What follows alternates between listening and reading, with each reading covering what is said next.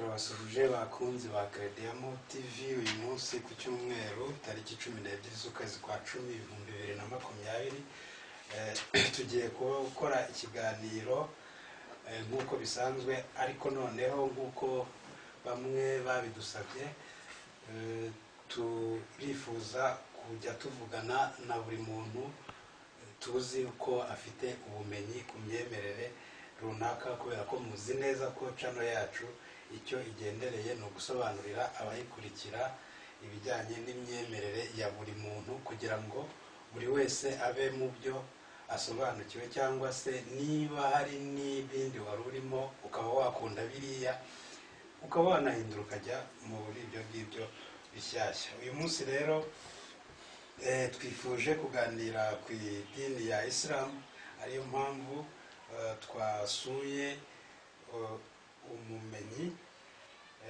kugira ngo atusobanurire neza ibijyanye n'idini ya Islam. Sheikh, mwatangira mwibwira abadukurikiye. Murakoze. Nitwa Haji Amani Mageza, nkaba ndi umuyisilamu, nkaba ndi n'umubwirizabutumwa muri iyo dini ya Islam. Nkaba ariko nk'uko ubivuga nkaba ndi umwe mu bagerageza kugira ubumenyi mu idini ya Islam, ariko Sheikh we bigira indi ntera kuko Sheikh agomba kuba ari umuntu wize kaminuza mu bigendanye na Islam. Narize Islam, narayize mu ishuri, ariko ntabwo nashoboye kujya hanze muri kaminuza za Islam, ariko ubumenyi bw'ibanze kandi bushingirwaho kugira ngo umuntu amenye Islam, kugira ngo umuntu amenye Islam icyo ari cyo, imyemerere ya Islam icyo ari cyo, ibyo abifite. Haji, niko nzajya guhamagara. Haji ni ngombwa, kandi ngira ngo abantu bakunda no kubyitiranya. Kuba Haji ni umuntu uba yarakoze urugendo rwera, umutambagiro mutagatifu, agasura inzu y'Imana iri i Maka mu gihugu cya Arabie Saoudite ni umugabane wa Aziya. Ikaba ari urusengero mu by'ukuri rwatangijwe n'umukurambere abantu twese duhuriraho witwa Ibrahim n'abamukomokaho. Rero umuntu akoze umutambagiro mu idini yacu bamwita Haji, kuko aba yakoze igikorwa bita hijja. Iyo bavuze rero Sheikh ubundi ni umuntu barize, akaba afite ibyo bita shahada jamia, ni ukuvuga ngo abagomba kuba afite byanze bikunze diplome ya universite, aba yarakuye muri kaminuza zigisha idini ya Islam. Hanyuma rero nubwo ibyo tubanjirijeho bifite akamaro cyane kuko nibyo bihise biduha fondasiyo y'ikiganiro kugira ngo tutaza kuvanga ibintu, twamushimira cyane Haji. Uyu munsi nk'uko ikiganiro cyacu gifite intego yo gusobanurira abantu imyemerere baherereyemo, uyu munsi nagira ngo mudufashe abantu basobanukirwe neza n'idini ya Islam, nubwo wenda amakuru cyangwa se ibyavugwa ku idini ya Islam byaba ari byinshi, ariko turagerageza mu iby'ibanze mu bisobanurire abantu, ku buryo niba hari n'umuntu ushaka kuba umuyisilamu ashobora kuvuga ati ibyo ari byo byose ibi bintu ndabimenye, noneho ngiye kuba umuyisilamu. Mufate akanya rwose musobanurire abadukurikiye Islam. Urakoze. Ngira ngo muvandimwe Dedone, ndumva Islam ntabwo irimo ibintu by'amayobera, kandi Islam kwisobanukirwa nta kigoye kirimo. Ngira ngo buriya dufite icyo bita amahame ngenderwaho, arizo inkingi eshanu ubuyisilamu bwubatseho. Izo nkingi eshanu ngira ngo tuzikura mu mvugo y'intumwa yacu Muhammad sallallahu alaihi wasallam, atubwira ngo, wenda ndabivuga mu cyarabu ariko ndabisobanura no mu Kinyarwanda, aho atubwira ngo bunya al-Islam ala khams, ubuyisilamu bwubatse ku nkingi eshanu. Izo nkingi eshanu rero ubuyisilamu bwubatsweho, iya mbere intumwa y'Imana iratubwira ngo shahadat an la ilaha illallah wa anna muhammadur rasulullah.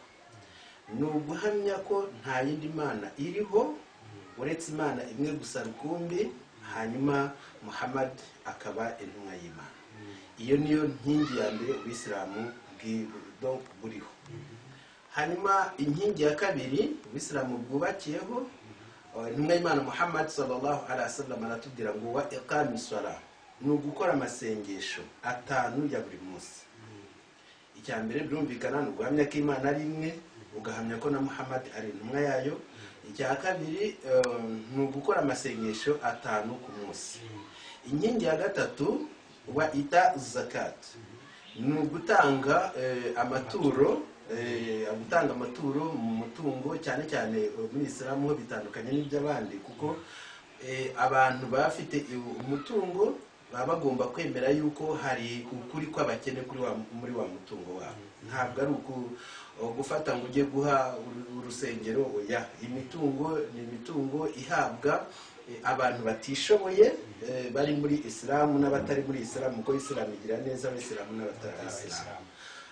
Inkingi ya kane muri Islam wasamu Ramadan, uko ni ugukora igisibo gitagatifu, kwiyiriza ubusa. Ibi nabyo ni ukuvuga ngo nibyo intumwa zose zagenderagaho. Nta ntumwa cyangwa se nta dini na rimwe cyangwa se itorero na rimwe byakubwira yuko ritigeze rikora igisibo, kwiyiriza ubusa. Bashobora kubikora mu buryo butandukanye, ariko ikibagihuriraho. Inkingi ya gatanu ubisilamu bwubatseho ari nayo ya nyuma, intumwa y'Imana Muhammad sallallahu alaihi wasallam, Imana imuhe amahoro n'umugisha, iravuga ngo wa hajjul bait liman istata'a ilayhi sabila, gukora urugendo rwera ukagana ingoro y'Imana, ukajya impaka gukorera amasengesho byibura rimwe mu buzima. Ni ukuvuga ngo iyo ni inkingi ya gatanu mu nkingi zigize Islam. Nyuma y'izo nkingi rero uko ari eshanu Islam bwubatseho, hari izindi nkingi 6 nazo abantu bagomba kumenya. Islam nabwo ugenderaho nanone uruhande rw'izo ngizo. Izo nkingi rero ni 6. Izo nkingi 6 Islam bugenderaho, iya mbere ni ukwemera Imana. Kwemera Imana, kwemera intumwa ni inkingi ya kabiri.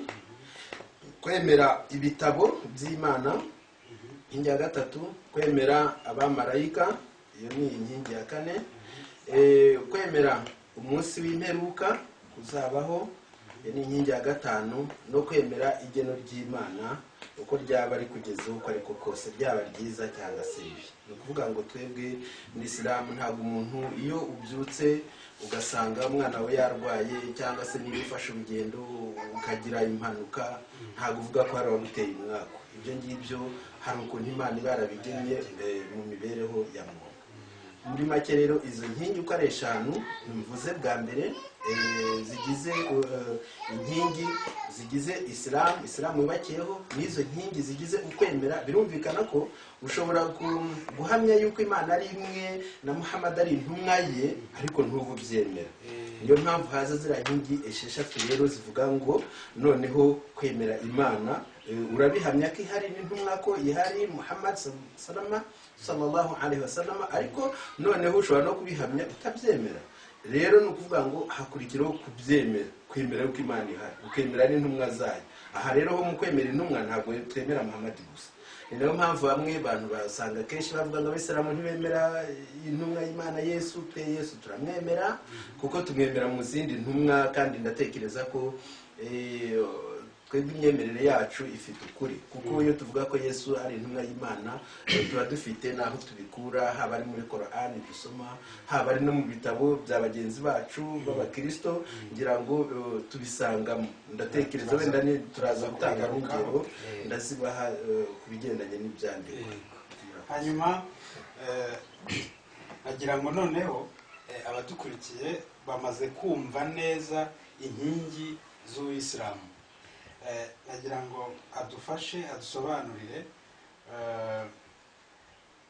si ugusobanura, yabisobanuye neza, ahubwo ngiye kumubaza utubazo dukeya, hanyuma we arajya afata umwanya munini asobanure kugira ngo umuntu abyumve neza, asobanukirwe. Ku nkingi ya mbere ivuga ngo nta yindi mana iriho, guhamya ko nta yindi mana guhamya ko nta yindi mana iriho keretse Imana imwe gusa, hanyuma Muhamadi akaba Imana imuhamagara n'imigisha, akaba intumwa yayo. Ahangaha ikibazo mpabaza, abayisilamu n'abakristo kuri iyi ngingo bajyaho impaka cyane, nubwo abakristo wenda iyi ngiyi ntabwo baba bayizi, ariko ku mpaka zihuza abasilamu n'abakristo hari ziba zishingiye kuri iyi nkingi, aho abasilamu bavuga bati mwe mwemera Imana mu buryo butari bwo, kuko abakristo baravuga ngo bemera Imana mu buryo mu butatu. Ahangaha iki kintu wakidusobanuriraho iki? Biriya bintu by'ubutatu.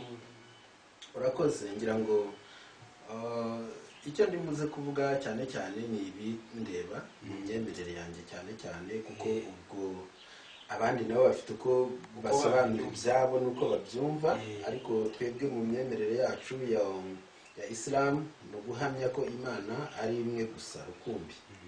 Iyo rero uhamije ko Imana ari imwe gusa rukumbi, birumvikana nta yindi siyanse bikeneye kugira ngo umuntu abyumve, kuko ni imwe. Tubizikura muri Quran aho Imana tubwira ngo bwira abantu, yabwiraga intumwa ya Muhammad sallallahu alaihi wasallam, Muhammad n'umugisha aramubwira ngo bwira abantu uti yo Imana ni imwe, babwire ko intumwa Imana ari intumwa koko. Imana rero amutumira amubwira ngo genda ubwira abantu ko Imana yo ari imwe, Imana nyirukwambazwa, ntiyabyawe, birumvikana ntiyabyawe kuko Imana ntiyororoka, nta se w'Imana ubaho, nta na nyina w'Imana ubaho, ntiyabyawe kandi nayo ntiyabyaye. Birumvikana ko ahangaha ubwo yo nta wayibyaye ngo igire papa ikomokaho, igire mama ikomokaho, nayo ubwayo ntabwo yigeze ibyara kuko nta muryango Mana uhari, nta mugore ishaka nk'uko twe tweroroka abantu.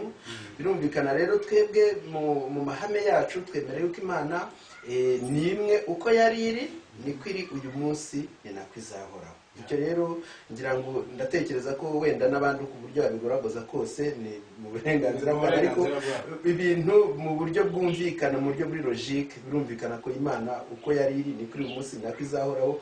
Yari imwe, ni imwe uyu munsi kandi izahora ari imwe, ntabwo zizigera ziba nyinshi. Hanyuma kuri iri hame ryo kwemera ko Muhammad sallallahu alaihi wasallam ari intumwa y'Imana, twebwe twemera ko Imana yatumye intumwa nyinshi, ni intumwa nyinshi. Ngira ngo uhereye no kuri Adamu, buriya Adamu tumubara nk'intumwa y'Imana kuko yamutumye ku bana byaye. Ukaza rero ni uruhererekane rw'intumwa nyinshi zagiye zibaho, ariko twebwe mu myemerere yacu twemera yuko intumwa y'Imana Muhammad sallallahu alaihi wasallam huwa khatimul anbiya wal mursalina, nukuvuga ngo niwe wasozeje izindi ntumwa zose n'abahanuzi bose. Nukuvuga ngo nta yindi ntumwa igomba kuza nyuma ya Muhammad. Muhammad niwe nukuvuga ngo Imana yarafunze iravuga ngo nta yindi ntumwa. Rero keshe bwari buhagije kuko Imana abo yagiye ituma bari bahagije, ari intumwa, ari abahanuzi, n'ibitabo yabahaye ubutumwa. Imana arizeye yuko deja bwamaze kugera ko bugomba, nabo yari yahaye misiyo yari amaze kwizera ko misiyo bamaze kwisohoza. Ubwo igisigaye ahubwo akaba aribwo tugomba kwitegura igihe cyagiye cy'urubanza, aho abantu bagomba kugera imbere y'Imana tukaburana n'ubutumwa n'ubuhanuzi twagiye duhabwa. Ese twabwitwayemo gute? Za ntumwa twarazemeye, hari n'abazishe, hari abazemeye, hari abazihakanye. Ibyo byose rero nibyo tuzajya imbere ku munsi w'imperuka, abantu bakajya kuburana imbere y'Imana, Imana ikabacira urubanza ikurikije za ntumwa.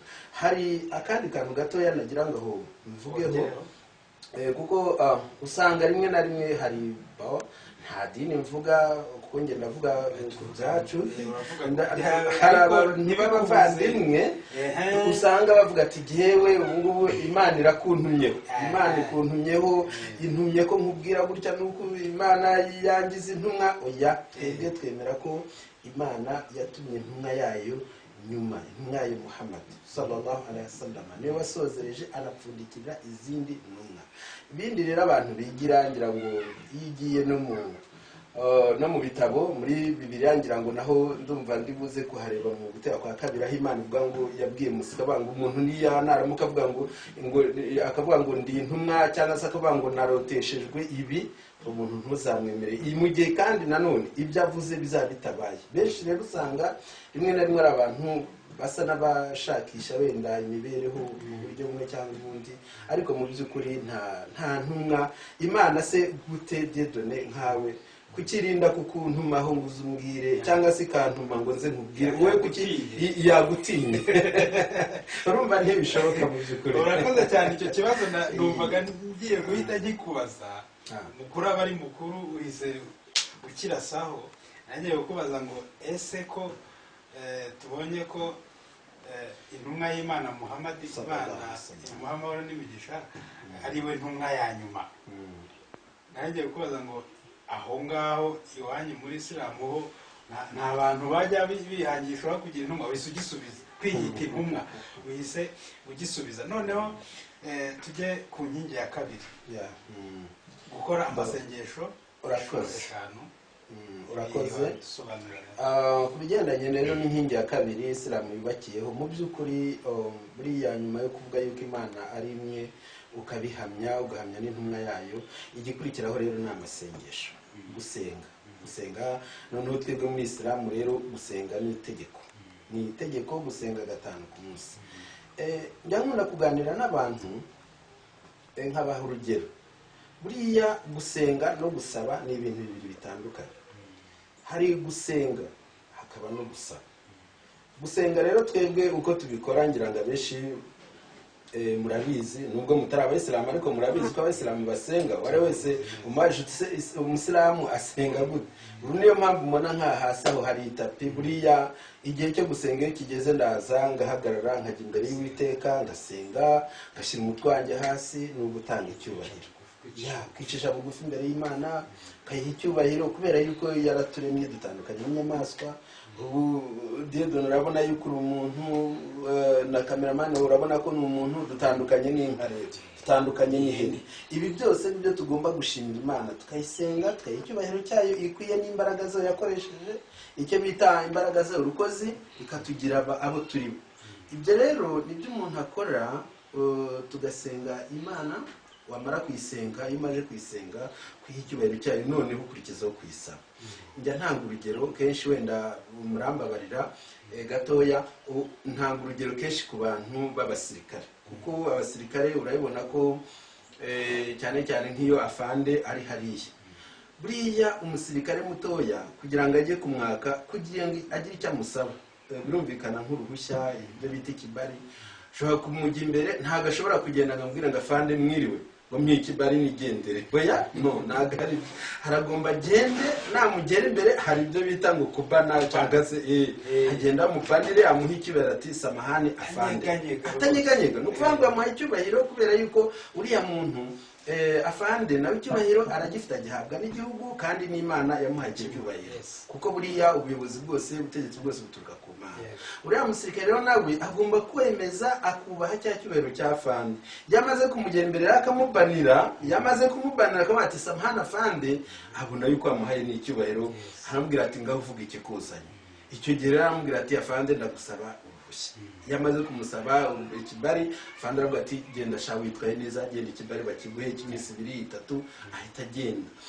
Rero ibyo twebwe tuje mu bigendanye no kwemera Imana, ugomba kujya hasi ugaca bugufi, twe dushyira n'umutwe hasi, ugashyira uranga nicyo kintu gikomeye, ukabushyira hasi. Wamara kubushyira hasi, hanyuma ukavuga uti Imana yanjye usumba byose. Ngira ngo tuvuga mu Cyarabu, n'ubu tuvuga mu Cyarabu, ariko nicyo bisobanuye ngo iyo bavuze ngo Allahu Akbar, Imana isumba byose.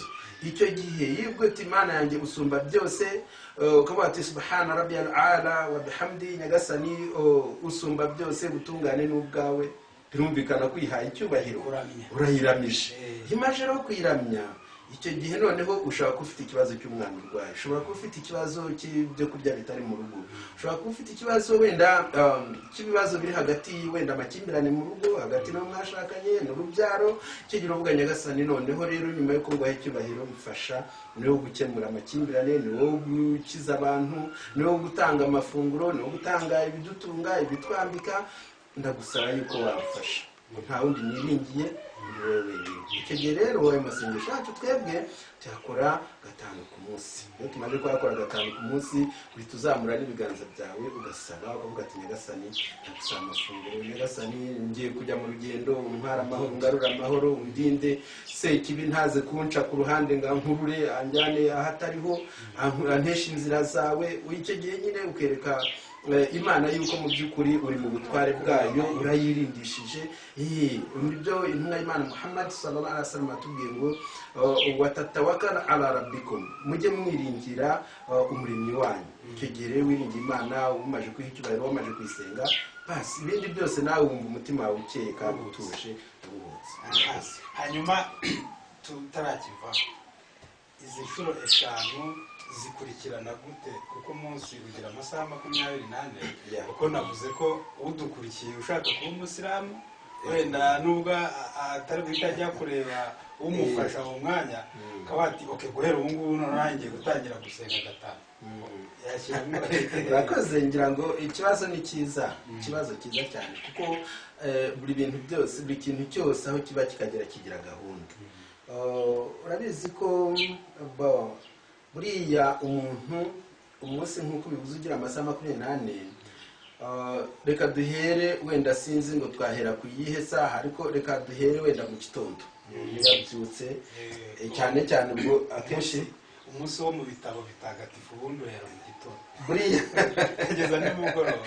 Urakoze, ubundi turabihera mu bitabo bitagatifu koko nk'uko bivuze, kuko Imana muri Qur'ani iratubwira ngo akimuswala, mukore amasengesho liduluk shams ila ghasaqil layl, ngo kuva izuba rigiye kurasa kugeza rirenze.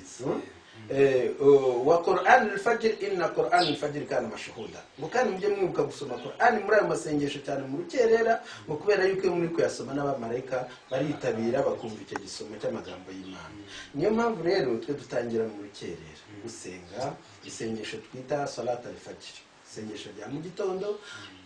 Icyo gihe iryo sengesho rivuze mu gitondo ni ukuvuga ngo urabizi ko dutanguranwa n'ibindi biremwa, inyoni ziratadutanga, natwe tugatanguranwa nazo, isake, buri kintu cyose aho kiri burya mu rukereri bitangiye gucya, buri kintu cyose kiba kirukankira gushimira Imana mu buryo bwabyo. Birumvikana twe ntabwo tubizi, turavuga mu bitureba, ariko nawe urabyumva ko kenshi na kenshi mu rukerera niho inyoni zitangira kujwigira, isake zikabika, ukabona mbese ibintu byose bitangiye kumera neza. Muri icyo gihe rero n'umuntu Imana yaremye nawe agomba gushimira Imana yuko icya mbere imuramukije neza, icya kabiri uramutse ufite ubuzima, noneho ugomba no gushimira uwaguhaye ubwo buzima. Ugomba gushimira uwagomba ubuzima, amara kumushimira ko Nyagasani akuramukije neza, none ukanamusaba ko agomba kukwinjiza muri amasaha yandi ari imbere neza, kandi ukimeze kwa kundi umeze neza. Ibyo ni isengesho rya mbere rya al-fajr.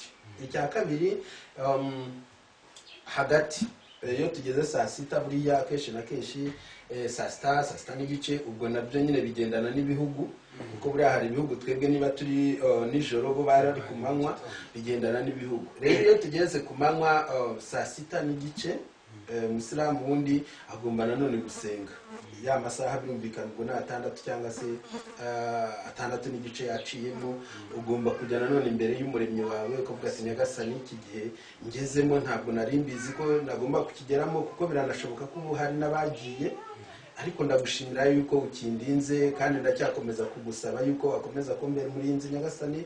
Ndacyagusaba amafunguro nari nizeye ko ndibubone muri ya masaha 6 sindayabona, ndacyasaba nizeye yuko wenda indi saha imwe iri buze ndiwe nayabonye.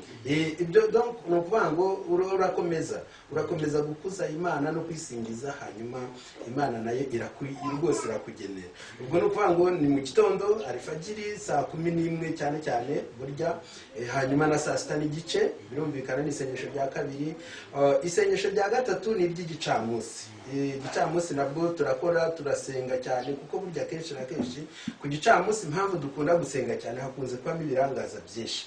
Abantu benshi babizi bazi ko burya ku gicamunsi cyane cyane saa 9 n'igice saa 10 abantu benshi bahugiye, hari abajya mu mipira, hari abajya mu mafilime, hari abajya mu kabari bahinguye, umubakozi bakavuga ati ngiye kunywa ngiye kugira gute. Icyo gihe rero biya Satani nayo Imana iturinde abari hafi kugenda ashaka kwigarurira babandi babagaragu b'Imana. Icyo gihe rero twebwe turi icyo dukora aho kugira ngo twirukankire mu kabari, twirukankire muri amafilime, twirukankire muri ya mipira. Ntibivuze ko ibyo umuntu atabikora, ndavuga nyine iby'imipira na wenda n'abareba za filime, ariko ugomba no kubanza ukaresa uruhare rwanjye kuri Nyagasani narwujuje, ukabanza ukagenda ukegereza Imana ukayisenga ukayisingiza warangiza, kuko buri hari n'igihe ushobora kuba hari akantu gato wibagiye mu gitondo cyangwa saa sita kubwira Imana, nyamara ukaza kukibuka, ariko yagomba guheraho ikagira ikikugenera.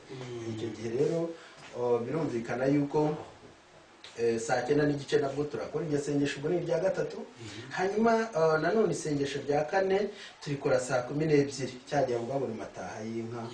Icyo gihe umuntu arongera agasenga akavuga ati Nyagasani ndabona, mbese sinzi niba umuntu yavuga ati ni nko kwivarwa, ukavuga uti ibyo nakoze umunsi byagenze gute, umbabarire Nyagasani, ese hari aho nacumuye ndagusaba imbabazi, ese hari aho nacumuriye nawe ukagerageza ukamutekerezaho. Icyo gihe n'isengesho rigira igihe gito cyane, kuko isengesho tugira rya saa 12 turyita Salat al-Maghrib, isengesho rya nimugoroba. Icyo gihe bisaba kugira ngo uryihutishe urikore mu buryo bwihuse. Iyo tumaze kurikora rero ubwo iryo urikora nyine unitegura ko ugiye kwinjira mu isengesho rya nyuma rya saa 1 n'igice ugiye kuryama. Iryo rya saa 1 n'igice rero riba ari isengesho mu by'ukuri nyine birumvikana rikomeye. Ugomba kurisenga ushikamye, umutima wahamanya n'Imana, kubera yuko rimwe na rimwe n'igihe ushobora kujya kuryama ntubyuke, ukaba wahita ugendanira ugiye kwinjira ahantu hakomeye, kuko bahita hacece, sinzi niba ari ahacecekerwa umuntu abagihumeka, ariko ni ikuzimu urakoze. Ariko ubugiye ahantu hakomeye, ahantu ushobora gusinzira, umuntu akaba yaguterura akakujyana aho ashaka utabizi. Icyo gihe rero iryo sengesho rya gatanu uba ugomba kurisenga ugashimira Imana ko umunsi wagenze neza. Noneho n'ikindi gikomeye hariya kuri yasengesho rya saa 1 ugomba no kurondora abantu bose baguhemukiye, ukabagarura muri wowe uwaguhemukiye uwo ari we wese. Icyo impamvu yo kubigarura muri wowe kugira ngo ubitekerezeho, nta kindi, ntabwo ari inzika cyangwa se kuza kubagira nabi. Oya, ugomba kubarondora kugira ngo urare ubababariye, kuko niwo muco intumwa y'Imana Muhammad sallallahu alaihi wasallam yadutoje. Ukavuga uti kanaka wenda twahuye arantuka, hari uwo naho yantera ibuye, hari uwo twabwiranye nabi wenda mu buryo tutabigambiriye, njyewe ndamubabariye mu buryo bwose bushoboka kugira ngo Imana yakire ubusabe bwanjye, yakire no gusenga kwanjye, ndare mbese ntawe mbereyemo umwenda wenda warayantekereza nabi. Ashobora kuntekereza nabi birumvikana, ariko njyewe namaze umutima wanjye namaze kuweza. Icyo gihe rero ni amasengesho 5 akomeye umusiramu agomba gusenga. Byanze bikunze ukavuga uti ukaryama umutima wawe utuje, uvuga uti ubidene ry'Imana ndarirangije, ndangije, mbese umunezero wanjye murayemo. Murakoze cyane bakunzi ba Credimo TV. Ngira ngo icyasorejeho cyo rwose wa mugani n'isengesho ryo kujya kuryama rya nimugoroba, kuko numva hari ikiganiro mwakurikiye tuvuga ibijyanye no kubabarira. Niba koko ugomba kurara ubabariye umuntu waguhemukiye, rwose amahoro ndumva udashobora. Iryo ni ihame muri Islam kabisa, ibyo ni ibintu byiza cyane. Hanyuma tugeze ku nkingi ya gatatu, ndagira ngo tuzinyuremo. Urakoze. Ku nkingi ya gatatu igendanye no gutanga amaturo. Buriya rero gutanga amaturo birimo ibice byinshi. Gutanga amaturo harimo ibice byinshi, ariko hari icyo bita ituro ry'itegeko, iyo bayita mu cyaro babyita zakatul mal. Iryo turo ry'itegeko rigendanye no kuba ufite wenda dufata urugero, niba hari ibintu uhinze ukeza, wenda wejeje nka toni y'amasaka cyangwa se y'ibishyimbo, itegeko hari icyo bigusaba mu buryo bw'itegeko ngo icyo ugomba gukura muri wa mutungo. Noneho rya tegeko ukagira gute, rya tegeko rikagutegeka ko niba muri ya toni, dufata urugero wenda abandi bavuga 10% iki, ariko noneho twebwe niba wejeje nk'iyo toni y'amasaka cyangwa se y'ibishyimbo, uragomba kugira igice runaka ugomba gukuramo cyategetswe. ntabwo gifite uko gipima. Kirapimwa, kirahari, ubwo nabyo tubuze kubigarukaho, biransaba kuza kubireba neza. Ariko ku myaka, ari ku mafaranga, ari ku matungo, iyo ni zaka. Niba ufite iyo ufite nk'ihene 40, birumvikana ugomba gukuramo ihene imwe ukayitanga mu rwego rw'idini, cyangwa se inka, ingamiya, ibyo byose bifite uburyo nyine bibarwa bigendanye n'ubuyobozi, kuko buriya buri dini rigirana n'ubuyobozi n'uburyo kandi bagomba kugira gute, bagomba gushyira mu bikorwa bigendanye n'amategeko Imana ibaratanze mu gitabo gitagatifu. Hanyuma icyo ni ku kijyanye n'ituro ry'itegeko, ibyo bita zakatul mal.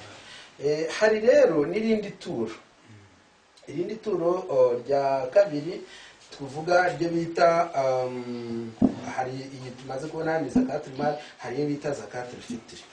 Zakatul fitr ni ituro ryo ryitwa gutyo kuko ritangwa mu gihe cy'igisibo, igihe abayisilamu birije ubusa, noneho umunsi bari bujye gusenga hari ituro ryihariye.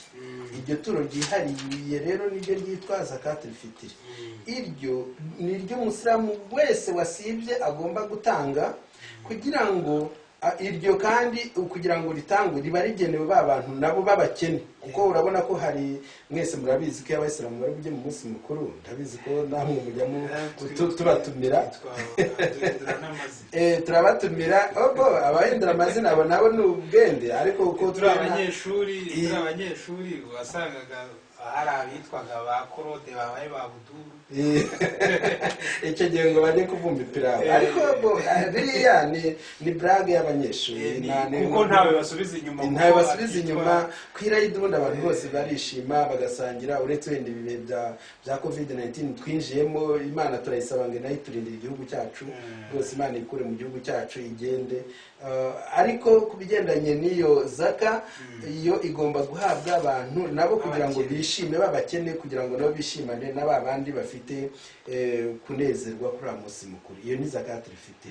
Hari rero n'iyindi n'ituro rindi bita sadaka. Iyi sadaka yo ni nka kwa kundi waba urimo gusenga mu rusengero, mu musigiti, wenda ukabona nk'umuntu aje afite ikibazo ukamufasha.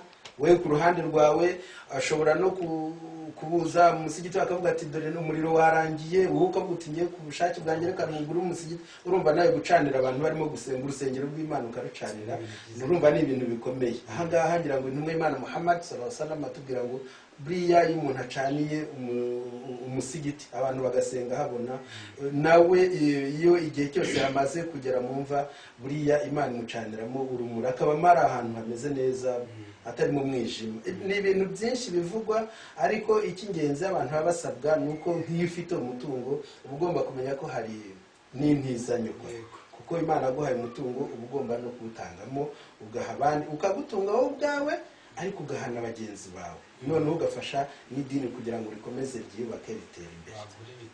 Bagura ibitabo, bishyure amazi, bishyure amashanyarazi, n'abarimu bigisha abana bayigera, kuko urumva ntabwo umwana, iyo umwarimu yicaye ku musigiti akigisha abana, akabigisha Qur'an, akabigisha gusoma, akabigisha Icyarabu, wenda ahangaho nshyizemo agaparo nuko kumenya Icyarabu n'ururimi rwiza, ko nibwo abantu bazavuga mu ishuri. Ahangaha bagenzi banjye ntibaze kuntera amabuye, ubwo Icyarabu n'ururimi rwiza, ngira ngo buriya rega nunareba no muri Bible ngira ngo ni muri Zaburi, buriya harimo za alphabet z'Icyarabu. Ubwo nabyo nibiba ngombwa ko yicano yanyigaruka tuzabiganiraho, tugende. Nshobora no gutumira bagenzi banjye babizi cyane kundenza, kuko twe muri Islam twemera ko hejuru mumenye hari undi mumenye, gutyo nta kamara, ariko twemera neza 100% ko umumenye usumba bose ari Uhoraho, ari Nyagasani. Murakoze. hanyuma inkingi inkingi ya kane niyo twariho ariko tutarayivaho ngo tujye ku ya kane. Ni amaturo wenda hari igihe nzongera kuza gusura turi buvuge ku bijyanye n'amaturo gusa, kubera iki turi ku ruhande noneho twivugira uvuga nk'umuntu usanzwe utari kuvuga n'ubundi ubu ntabwo uri kuvuga nk'umuvugizi w'idini ariko uri kuvuga nk'umusilamu nyine. ndavuga nk'umusilamu burimo ubyemera kandi umubwiriza nk'umuvugabutumwa. hari igihe rero nzaza kukureba twiganira nk'abantu basanzwe tuvuge ku maturo, ariko nkomozaho gatoya. hari ukuntu mbwiye ngo abarimu mugira abarimu bigisha abana. ndabizi ko isilamu njya nabibwira abantu ko isilamu irigisha abantu bayo cyangwa urubyiruko. usanga koko bafite ibintu bazi kurusha andi madini amwe n'amwe. ushobora gusanga umuntu agenda ariko wamubaza ibyerekeye idini ryo ugasanga nta kintu azi. wambwiye uti amaturo anafasha no guhemba abarimu. abarimu cyane cyane. none ngudeviyeho gake ko abandi usanga bavuga ngo twebwe iyo turi hariya tuba turi gukorera Imana nta gihembo dukorera. ariko mu by'ukuri ugasanga hari ukuntu bizwi ko hari ikintu afata. noneho mwebwe ntimukorera Imana. ngira ngo reka mbanze mbasubize abo ngabo bavuga gutyo ko nta kintu wakorera Imana, si ubundi wayikorera iki? mu by'ukuri nta mukozi w'Imana. reka buriya abantu bajya babanza basobanukirwe. buriya nyakubahwa, ubundi icyo ukora cyose ni we ugiraho impact ziri kuri wowe. kuvuga ngo niba ukora neza wowe urimo urikorera neza. wenda reka dufate urugero, njyewe niba ndi gusenga, niba nemeye Imana, ibihembo niba uzabihabwa, si Imana izihemba.